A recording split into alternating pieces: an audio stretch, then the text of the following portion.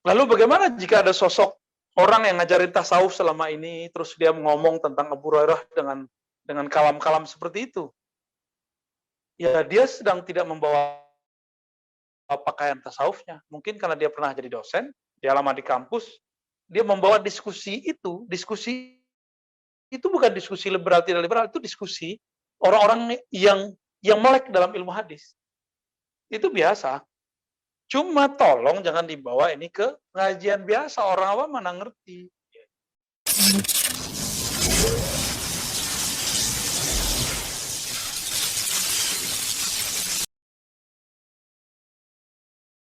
Oh ya, inilah kemudian memframing Abu Hurairah, masa orang 3,5 tahun bisa merekam hadis paling banyak. Nah, ini yang paling urgent sebenarnya. Ini perdebatan ilmiah sebenarnya. Kalau di dunia kalangan ilmiah itu perdebatan biasa, benar nggak? Dulu di Darussunnah biasa kan debat gitu, biasa di kampus biasa debat gitu. Tapi perdebatan ini tidak elok dibawa ke kalangan awam karena tidak semua orang awam itu mengerti hal-hal ini. Ya. Maka buku yang paling cocok untuk orang awam itu buku Mustafa Sibai. Ya, tahu ya? Apa judulnya? Judulnya As-Sunnah wa Makanatuha fit Tasyri' al-Islam. Itu sudah diterjemah, silakan dibaca. Kritik dia terhadap Abu Hurairah, kritik dia terhadap ingkar sunnah, itu cakep aja bukan main. Tapi kritik dia terhadap orientalis, itu kurang sempurna. Kenapa? Karena dia membaca buku terjemahan, bukan kok asli. Tapi dia mengkritis Abu Hurairah, mu'tamad. Silakan diambil tuh. Lakin intiqadahu ala al-musyrikin indi ghair mu'tamad, ya. Kurang pas. Karena dia memang bukan pakar orientalis. Ya. Baik. Lalu bagaimana jika ada sosok orang yang ngajarin tasawuf selama ini, terus dia ngomong tentang Abu Hurairah dengan kalam-kalam seperti itu? Ya, dia sedang tidak membawa pakaian tasawufnya. Mungkin karena dia pernah jadi dosen, dia lama di kampus, dia membawa diskusi itu bukan diskusi liberal tidak liberal, itu diskusi orang-orang yang melek dalam ilmu hadis. Itu biasa. Cuma tolong jangan dibawa ini ke pengajian biasa, orang awam mana ngerti. Ya, malah jadi fitnah. Nanti kalau begini orang anti tasawuf kan? Karena dia pengajar tasawuf. Gitu. Bagi kita sih, kita ngerti perdebatan dia itu kemana. Saya yakin dalam hatinya paling kecil dia tetap takzim kepada Abu Hurairah. Gitu. Belum lagi dia cerita tentang Khadijah. Itu kan perdebatan jadul semua. Jadi bacaannya, jadi orang kalau bacaannya ini, pasti ngomongnya kayak gitu. Ya. Bacanya Fajrul Islam. Saya kan dulu sehabis baca ini, langsung disterilisasikan dengan membaca kitab-kitab Hindu. Saya nggak mau cuma terpengaruh oleh satu tren. Kita nih mau membongkar sesuatu pakai buku ini. Tapi kita nggak kembali ke sesuatu itu, kita taklid ke buku ini. Sama aja. Ya, taklid lagi. Taklid ala taklid. Bukan nur ala nur. Zulumat ala zulumat. Jadi teman-teman jangan terpancing banyak, tapi ini beberapa yang mau saya sampaikan untuk mukadimah saja ya. Termasuk dia mengatakan bahwa Khadijah itu agamanya apa ya? Karena dia membawa beberapa isu di situ tentang poligami, Khadijah tidak poligami. Ada satu lagi sebenarnya. Ketika Nabi dapat wahyu dibawa kepada Waraqah bin Naufal. Kenapa kemudian seorang Rasul ditahbis oleh Waraqah? Gitu. Waraqah kan seorang Nasrani. Justru jawabannya sederhana. Karena Waraqah agama dia masih Hanifiyah. Kristennya masih Kristen yang disebut oleh Nabi Isa. Wa tawaffani muslimin. Ya. Beliau ingin menjadi seorang muslim. Berserah diri kepada Allah, arti Islam. Ya, agamanya adalah menyembah Allah, bukan menyembah Isa. Itu Waraqah. Itu Waraqah ya. Maka Waraqah bagi saya biasa aja itu. Cuma antum kan gak kuat aja dengarnya. Waraqah ini baru satu sosok yang disebutkan dalam riwayat hadis. Sebenarnya kalau kita mengkaji sebelum Rasulullah di Yaman, itu sudah ada gereja Ethiopia. Abraha tuh punya gereja, Kasil namanya. Itu gerejanya tuh bundar melingkar. Sampai sekarang masih ada.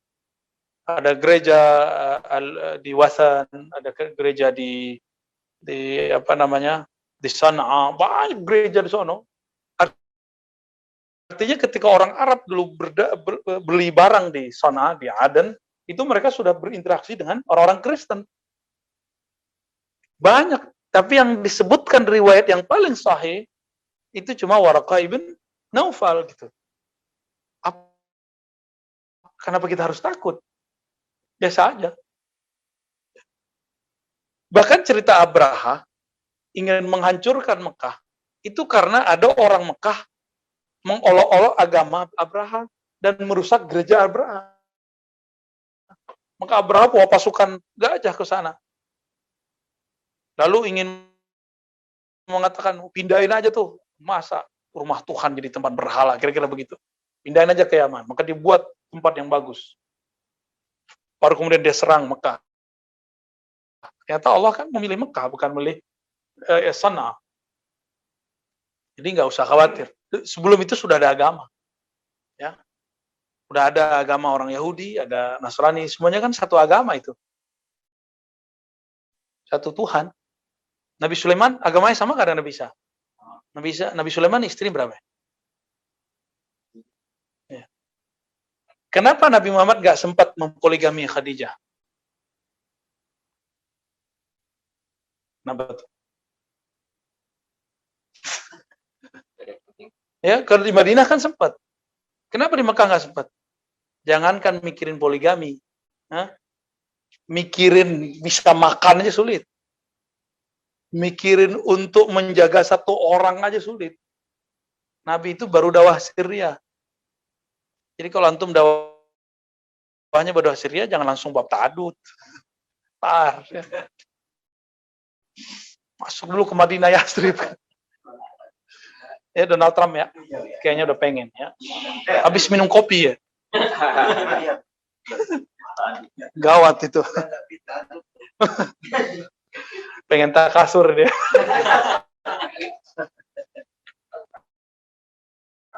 Nah, nanti kita eksplorasi itu. Jadi ini mau kodimah aja. Saya tidak mau konfrontasi sebenarnya.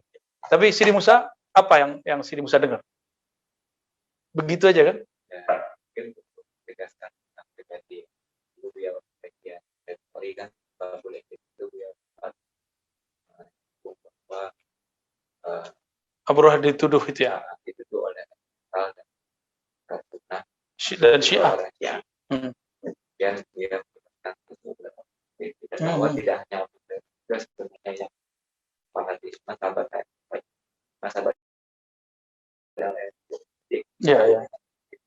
ya di Kitabul Ilm Abu Hurairah tuh disidang sama Umar, disidang sama sahabat. Kenapa ente banyak hadis? Itu Sahih Bukhari itu. Apa jawaban dia? Ketika muhajirin sibuk di pasar, fil aswaq, orang-orang Ansar sibuk di mazariya, aku menyaksikan yang kalian tidak saksikan. Aku mendengar yang kalian tidak dengar. Aku belajar, kalian sibuk di luar. 3,5 tahun, kalau yang sudah pernah kuliah S1 7 semester bukan? Cukup nggak? Lebih cukup daripada kuliah cuma 3 hari seminggu. Beliau 5 waktu bersama Rasulullah SAW. Coba antum hitung aja. 5 waktu bersama Rasulullah itu sebulan. 5 kali 30 kali 12 kali 3,5. Bisa nggak jadi 5.000? Bisa.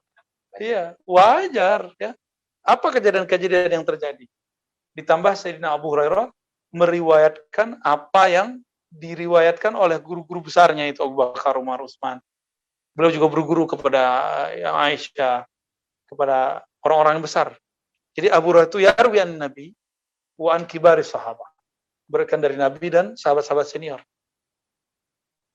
Maka disebut mursal sahabat. Mursal, dan itu nggak ada masalah. Mursal sahabat tidak masalah karena kullu sahabat udul. Setiap sahabat itu udul fi riwayah, la fi siyasah ya. Mereka terpercaya dalam meriwayatkan, bukan diterapkan dalam pergerakan politik. Ini dua hal yang beda nih. Ya.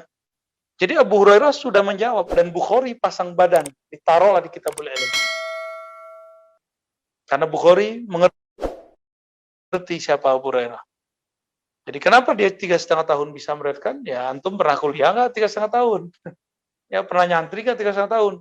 Berapa maklumat dapat? Pasti lebih dari 5.000 maklumat. Ya kira-kira seperti itu ya. Nah? Kemudian percaya doa nggak? Abu Hurairah itu pernah mengatakan kepada Rasulullah, "Wahai Rasulullah, hafalanku lemah." Apa kata Nabi? "Ubsut rida'ak." Itu ridakmu, coba jangan dikencengin. Di riwayat lain, saubak ya.